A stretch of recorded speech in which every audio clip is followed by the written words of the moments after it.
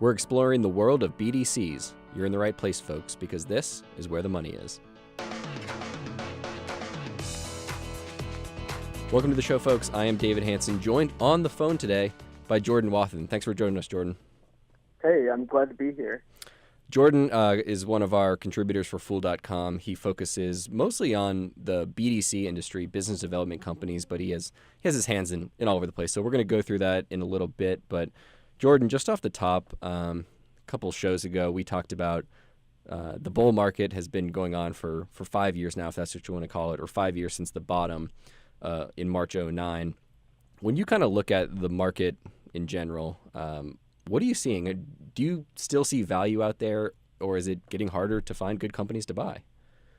Well, I think for the most part, obviously you're paying a lot higher prices than you were in the past.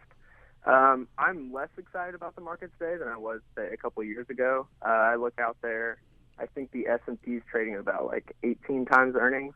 Mm-hmm. Obviously, earnings have gone up. And you look, say, 4 years ago or so to 2010, and you're looking at maybe a 15 times multiple. So you've had some multiple expansion there.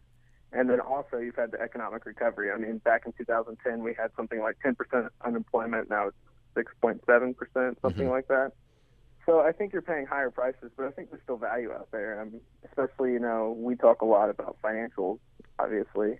And I think the financial space has some interesting opportunities, more so than others. So despite the fact that the economy is perhaps in better shape than it was 2 years ago, that doesn't make you feel better about, okay, well, the economy's in a good position, earnings growth could really pick up and then justify the multiples there. Are you kind of more cautious than that? Well, I'm a little more cautious than that. I like to think about it through a whole cycle. And so right now, obviously, the tough question is, where are we? It's not an easy thing to answer, obviously, but so when I look out there, I'm saying, yeah, maybe we'll get, 3 or 4% GDP growth. That's great, but you're also paying, significantly more for a company today than you were just even last year. We're up like 35, 37%, something like that. Yep. So, obviously, anytime you're paying higher prices for stocks, your expected return over long periods of time is obviously lower. Mm-hmm. This isn't 2010 where you're buying at very low earnings levels, and then at a significantly lower multiple. So, I'm a little more cautious today, but I think, it's never a bad time to own stocks necessarily. All right, and one of the stock kind of segments that you look at a lot, and I alluded to at the very beginning of the show here, is BDCs, and that's business development companies. And I know several of our listeners have expressed interest that, hey, I wish you guys would talk about BDCs more. So we are answering their questions here, and we're bringing you on, our BDC expert. So for those of our listeners that don't know what BDCs are, can you give us like the 30,000-foot view of what a BDC is and why they have such big dividends? Because that's usually why they get on people's radar in the first place. Right, exactly. So from 30,000 feet, a BDC is complicated, right? That's the best explanation for 30,000 feet. But the way that I would explain this to my mother, who's, not at all interested in stocks, is it's kind of like a mutual fund of sorts that you can buy on the stock exchange. Now, the difference is that because it's traded on the stock exchange, the difference primarily is that it invests in middle market companies. So companies that aren't public, companies that are too small to go public, and companies that really just can't get attention from, say, the Goldman Sachs of the world or a JP Morgan investment banking arm. Mm-hmm. These are kind of more regional companies, I guess, companies that would never get $1 billion market cap. They're usually somewhere in the range of, maybe $100 million to $200 million. And so a BDC is kind of like an ETF or a mutual fund, in that it invests in the debt and equity of these smaller companies. Gotcha. Now, what makes them unique for the most part is that, like REITs or real estate investment trusts, they have to pass on 90% of their income as a dividend. So almost all of their earnings is coming back to you in a fairly lucrative dividend yield. So looking at the big ones, you mentioned investing in these smaller middle market companies. Are they investing primarily through kind of taking equity stakes in the company, or are most of the big BDCs investing via debt and giving loans to these smaller companies that obviously pay probably bigger interest rates than your huge multinational? Right. So on average, let's say the average BDC, it's probably 90% debt, and then the other 10% is made up with equity investments. The debt is what really generates the dividend yield because it brings in the consistent interest payments. Mm-hmm. And so when we talk about, high yields in BDCs, it kind of helps to have some kind of benchmark. The average BDC might lend at 7 to even 20% per year. And your average junk bond, really high yield bond is going to yield about 5.3% right now. Mm-hmm. So the difference there is fairly remarkable. Right. So like a REIT, they pass through the income, so they don't get taxed at kind of the corporate level. And so as long as they pass it through, they're fine. Right. So as long as they pass at least 90% through, they're fine. There's some other rules. They have to pass out something like 98% to avoid a small 4% excise tax. But for the most part, what you'll see is we'll pass out significantly all or even more than they earn in any given year, where you'll have a payout ratio of 95 to 105%, just say. Gotcha. So now that we have kind of the general industry outlook or kind of what they do, who have been the leaders in this space and how have they become the leaders? Do they kind of have their hands everywhere across the country? Do they focus in regions? Do they focus in certain industries? Who are the big players in the BDC space? So, if I were to define it, I would say there's three leaders, and I define leaders in a totally different way. So you have the big guy, and that's Ares Capital. They're kind of the 800-pound gorilla in the room. And it's one of the oldest BDCs, and it's also part of Ares Management, which is a massive private equity firm. Mm-hmm. So it kind of gets to, ride on the shoulder of a giant there. Ares Capital is kind of a leader because they kind of represent the more traditional BDC. They work with private equity-backed companies, private equity firms to help, sponsor buyouts of these smaller companies.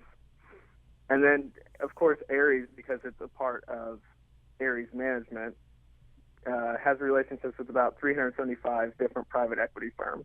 So a private equity firm will call up Ares Capital and say, hey, we want to buy out this company. Can you take the debt in it? Or can you take the debt and a little bit of equity? Mm-hmm. So that's kind of Ares. They have a roughly $8.1 billion balance sheet, which definitely makes them one of the biggest out there. Right. And then there's Prospect Capital, which is also fairly large. I think it's balance sheet somewhere in the neighborhood of $5 billion. And they're kind of, I call them a leader because they're kind of the go-anywhere BDC. They don't really follow the traditional footpath of, hey, let's go find a private equity sponsor and team up with them on a deal. They're a little more entrepreneurial, I guess.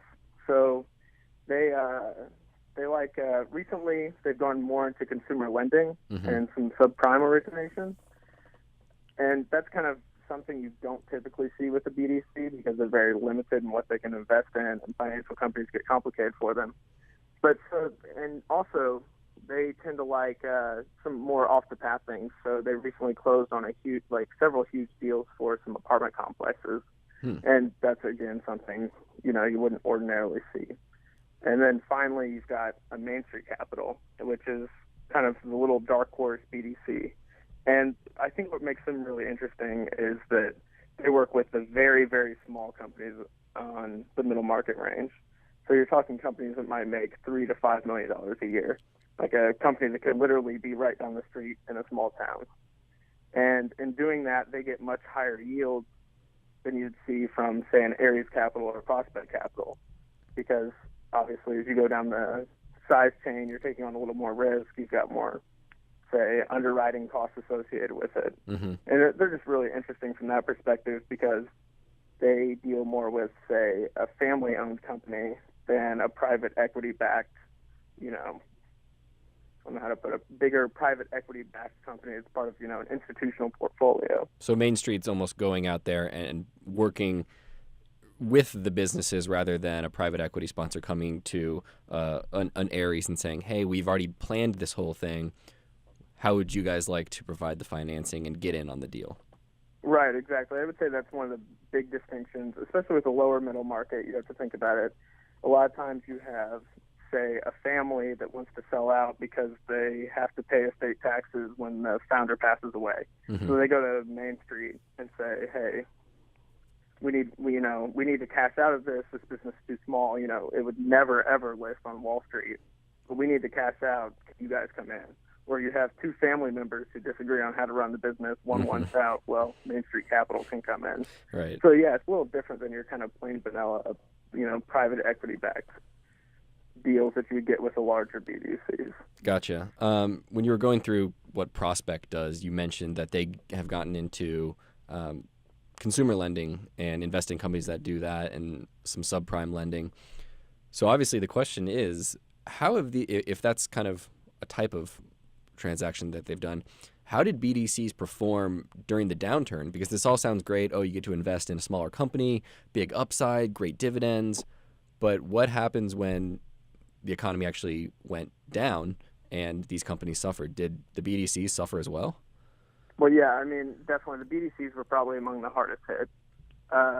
What you have, when you look at a BDC, it's very, I hate this word, but people use it a lot. It's kind of a black box, right? Mm-hmm. You have investments. Most of them have investments in roughly 100, 150 portfolio companies. Wow. And there's no way to know what that's worth, right? So you can turn to Berkshire Hathaway and you can say, wow, okay, they own X number of shares of American Express. I know what that's worth as a percentage of Berkshire. Mm-hmm. But you don't have that with a BDC. So what happened was these BDCs obviously started trading significantly lower than book value. They would say, we have investments that we say are worth $2 billion, but the market would say, well, sorry, we're basically valuing those at $1 billion. And so what happened was a lot of BDCs were trading at significant discounts to their book value, and they were also trading lower and lower and lower as, people became more fearful that, oh man, 2009 is here, the world is just going to end. So it definitely wasn't, an easy time to hold BDCs, but the people who held through that did very well, especially when you consider that they were still collecting 10% dividend yields. They could reinvest the dividends back into the stock at a significantly lower price. Mm-hmm. And today, now they look like geniuses. So the people who held on for the most part did very, very well through the downturn, assuming, of course, you can tolerate a 50% decline. Right. It sounds almost similar to when you think back to the credit crisis and people weren't sure how to value CDOs and other asset-backed securities on bank balance sheets. So that was given a discount in the marketplace. It seems like the exact same thing was happening with BDCs, but maybe even more to a greater extent, because like you said, it really is a black box, plus the fact that these are smaller companies, maybe more prone to defaulting. Right. So give an example of a company. It's on Fifth Street Finance's balance sheet. It was called Huddle House, and it's a knockoff of, say, a Waffle House. I don't know why you'd want to knock that off, but and so because they're private, you have literally no idea what the balance sheets of these private companies look like. That's why it's so important that you can trust who's running the BDC, because they have to mark these assets every quarter, and you have to trust that their marks are accurate, and you have to trust that, hey, they're not just slapping a 30 times multiple on the earnings of every company they invest in. Right. So that, and especially when you have a financial crisis, no one even trusts their grandma. So I don't know about your grandma. All right, we're going to move on to a question from our mailbag, and I'll kind of summarize the question. This is a question from Zach, and he sent us an article from Barron's that said Russell set terms for booting BDCs, basically booting BDCs out of the index. I think the S&P 500 was doing the same thing, basically saying we're not going to have BDCs in our index anymore. And shares of some of these companies sold off because of this announcement. Does this matter? Should we be seeing this as, oh, BDCs don't have a place in your portfolio if even in the indexes don't want them?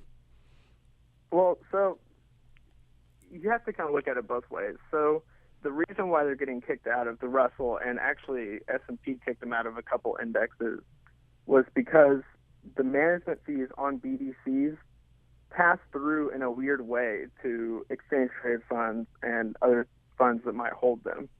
Whereas, say, a real estate investment trust, you can hold that within an ETF or a mutual fund, and the fees don't get passed on. When they report BDC holdings in a mutual fund or index fund, the BDC fees that BDCs charge themselves get passed on to that index. So it makes the index look more expensive than what it is. And S&P and Russell have a marketing problem with that because they don't want to go out and say, hey, we have these great index funds that, cost more than most index funds, when in reality they don't. It's just really kind of a marketing thing.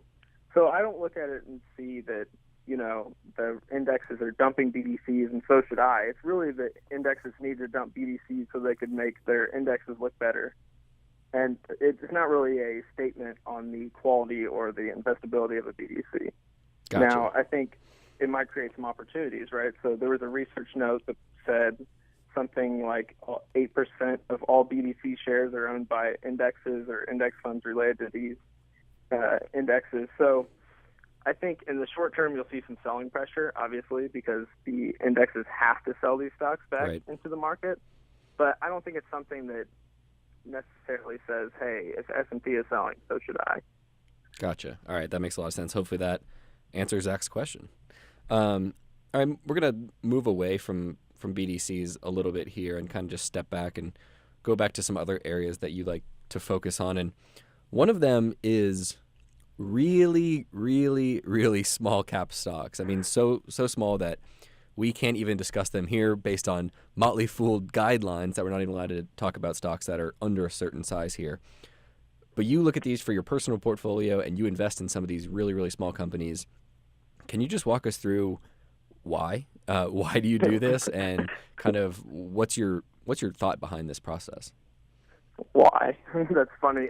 Really, I like smaller companies. I think they're more understandable, right? Okay. So you go to the SEC and you look up a 10K or 10Q for a company that's maybe worth $100 million, and it's just going to be a lot easier to understand that company than it is a $100 billion company. I think I can say that as a universal truth. Right. So you look at, say, like a JP Morgan, you have an asset management arm, a credit card arm, mortgage banking, consumer banking, investment banking. You've got everything under one umbrella. And then you go and look at a $250 million company, you have like one or two product lines. So it's really simple to understand. And I think in a matter of 5 minutes, you can really say, oh, this is what drives this business. And then when you think about that too, it also allows you to get really specific exposure. So like, how many times have you said to yourself, man, I really like this company, but I hate this part of it. Right. Right? I'm sure Carl Icahn said that a lot. Oh yeah, I'm sure Carl Icahn says that every day. Right. So you look at Microsoft and you say, man, I love their Office and Operating System segment. It makes so much cash, but then they go throw it away in Bing. So or you look at, say, a Berkshire Hathaway. I personally would love to own just Geico or just See's Candies. Mm-hmm. But if I buy Berkshire, I have to own the utilities. I have to own the railroad. Stuff that doesn't interest me as much. Right. And I mean, really, I think also when you get into small caps, usually they tend to, and we're speaking in generalizations here, but they tend to be available at lower prices because not as many people are looking at them. They don't get nearly as much coverage, and they're kind of unloved as a whole. I mean, save for a few small cap tech stocks that really win headlines, you have a bunch of slow growing, boring businesses run by someone who might be CEO just because, his dad was. Right. And so I think that creates a lot of opportunity for investors. Interesting. And go ahead. I was just going to say, also in small caps, you tend to get bought out at stupid prices. So, a lot of times you'll have a big company take out a smaller company, and that's kind of sets the opportunity for you to find a company where you might get a very favorable exit later on just because a larger firm says, hey, we can buy the small company, fire the management team, refinance their debt because we're bigger at a lower rate. And then you kind of get a premium when that happens because of those, quote unquote synergies that may or may not play through. Exactly. May or may not play through. Usually not. Usually not. So thinking about these small companies, if someone's out there saying, okay, that sounds great, that all makes sense, how do you go about finding these? Do you do stock screens? Do they just pop up on your radar from, I'm interested in this industry, so I'm going to go find a company that is doing this and happens to be small? How do you go about finding these companies? Right. So, I mean, I think one of the best ways, stock screens can be a great way to find new companies, especially when you have an industry screen. So once you understand, say, oil, you can understand, another oil company, and, so that's a good way to go through the industry and then learn about them.